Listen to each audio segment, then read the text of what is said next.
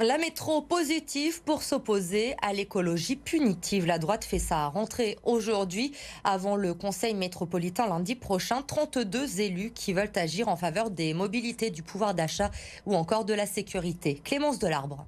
Le tout vélo, la droite n'en veut pas. Selon elle, depuis l'arrivée des écologistes à la tête de la métropole, la circulation en ville n'a jamais été aussi mauvaise.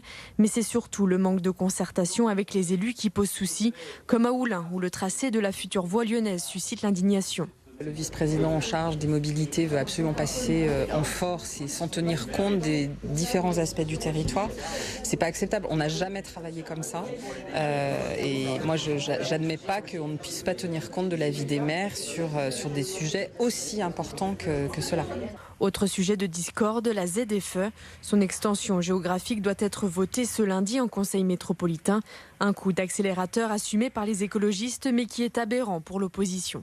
Je rappelle qu'aujourd'hui, la principale préoccupation des habitants de la métropole, c'est comment je vais pouvoir payer mes charges à terme de chauffage, d'électricité, etc. Vous mettez aujourd'hui 10 véhicules qui circulent au sein de la métropole de Lyon. Eh bien, demain et après-demain, il y en aura 7 qu'il va falloir mettre à la casse. Mais est-ce qu'ils mesurent ce que ça représente? Mais c'est de la folie. Conscient que les voitures ne doivent plus avoir le monopole en ville, la droite veut tout miser sur les transports collectifs et notamment sur le métro. C'est étendre les lignes qui existent, créer la fameuse ligne vers l'ouest, le métro E. Ça, c'est fondamental. Et surtout, jouer la connexion sur le multimodal. Pour cette rentrée, la question des mobilités des Lyonnais sera donc au cœur des débats de ce premier conseil métropolitain.